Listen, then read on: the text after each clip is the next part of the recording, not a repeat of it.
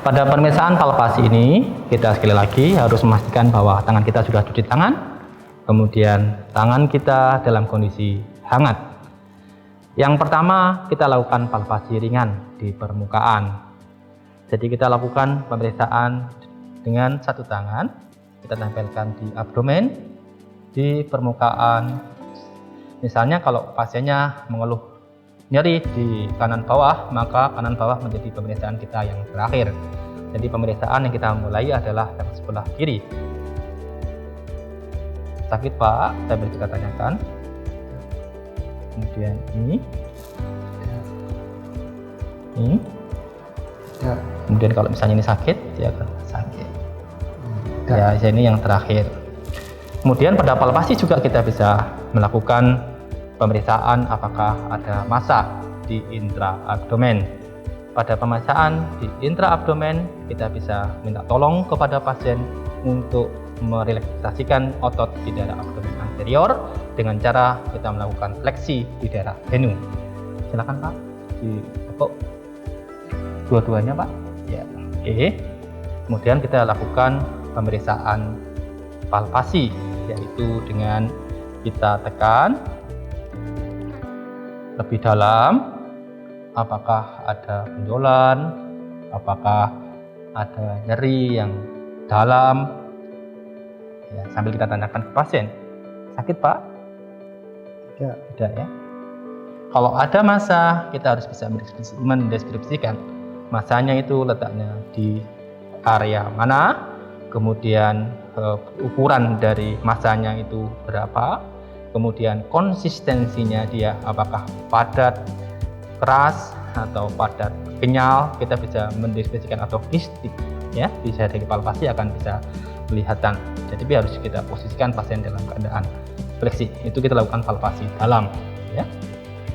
Jadi kita harus mampu mendeskripsikan secara anatomi massa itu letaknya, regionnya ada di daerah mana, ukurannya berapa, dan konsistensinya bagaimana pada pemeriksaan palpasi.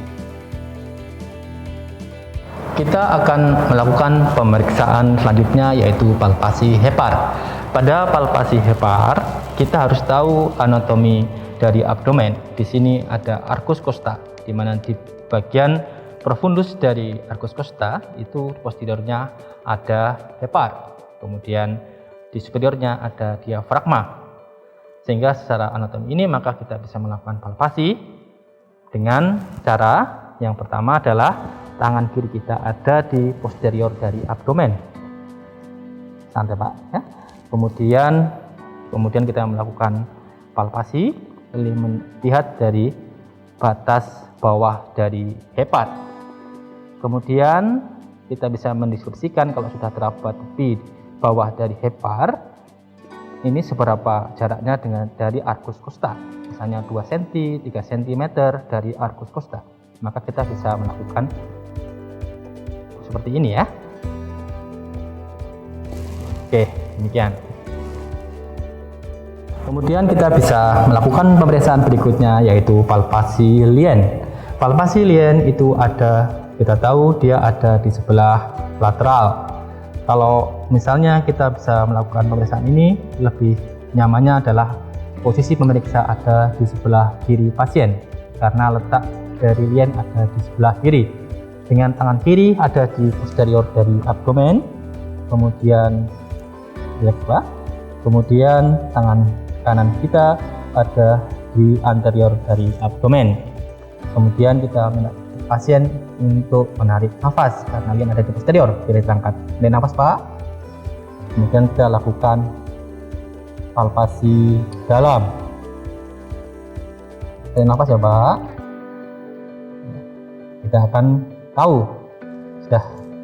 Kita akan tahu dari hepar liennya itu dia ada pembesaran seberapa banyak. Jadi kita lihat nanti ukurannya dengan dari arcus costa ini berapa sentimeter ya. Dengan juga bisa kita lakukan pendeskripsian menurut buket ya.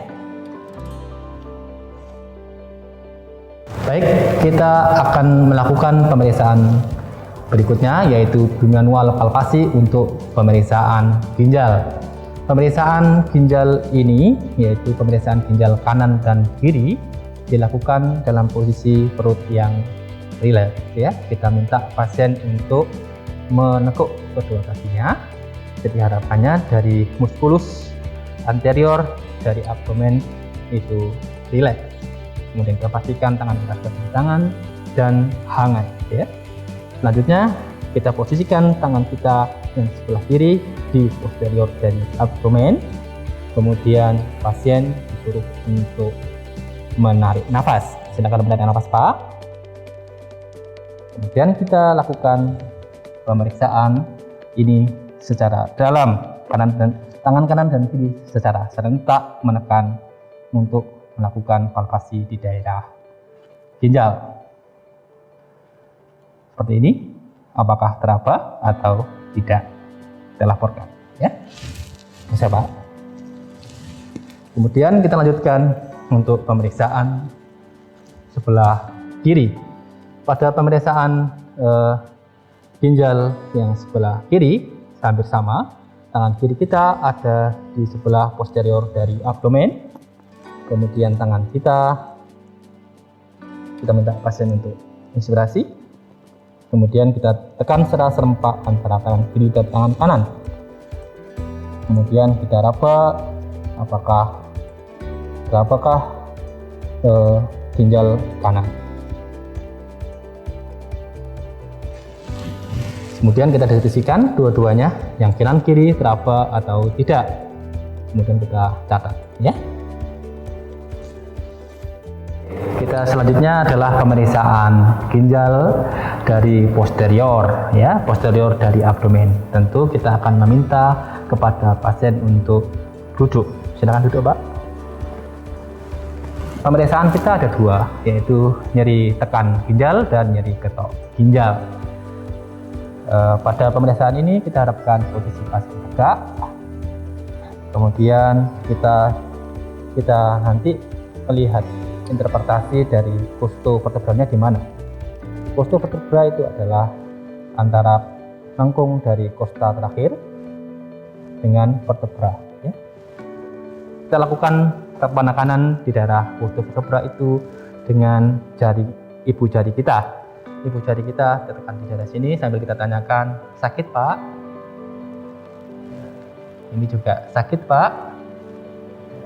Enggak ya?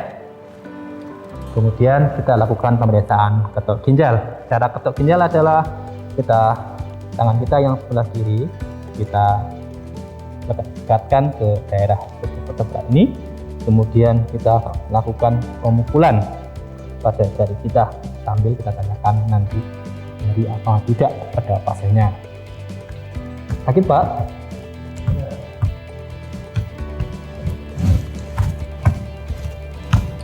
Sakit, Pak? Ya. Kalau dia ada kelainan, biasanya pasien akan mengeluh nyeri, misalnya ada batu ya pada ginjal. Demikian.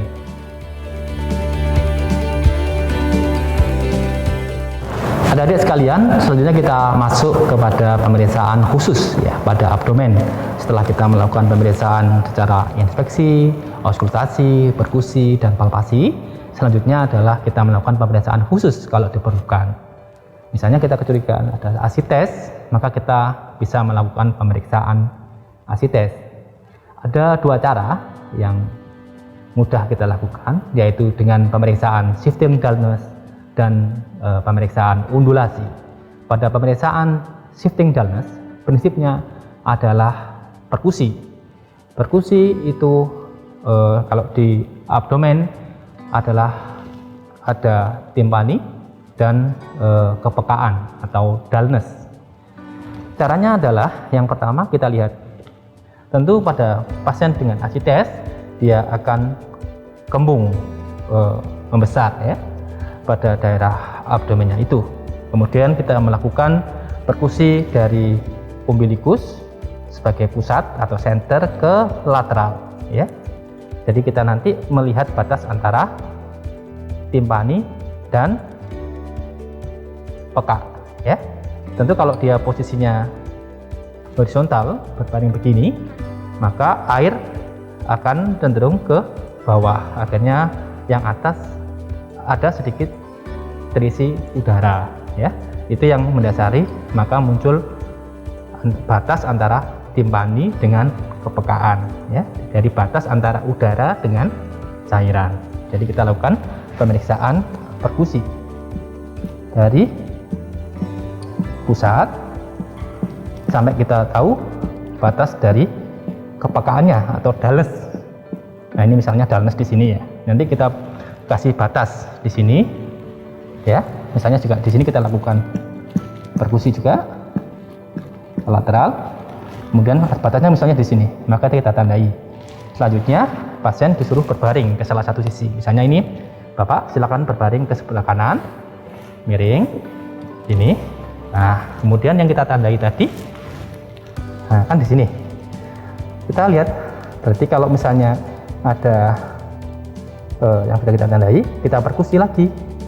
Adakah perubahan dari timpani ke apa? Timpani ke peka, ya. Di sini, kalau posisinya misalnya ada perubahan, maka dia udaranya kan menjadi di sini. Jadi timpaninya ada di sini. Yang di sini peka. Tadi kan dari timpani ke peka.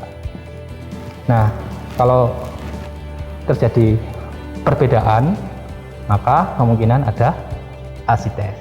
Ya. Baik, selanjutnya kita melakukan pemeriksaan asites dengan cara undulasi. Prinsipnya adalah kita ingin mengetahui ada gelombang atau penjalaran gelombang cairan di dalam perut, yang artinya itu ada cairan di dalam abdomen, ya. Kita minta pasien untuk menekan di daerah tengahnya, midline dari abdomen.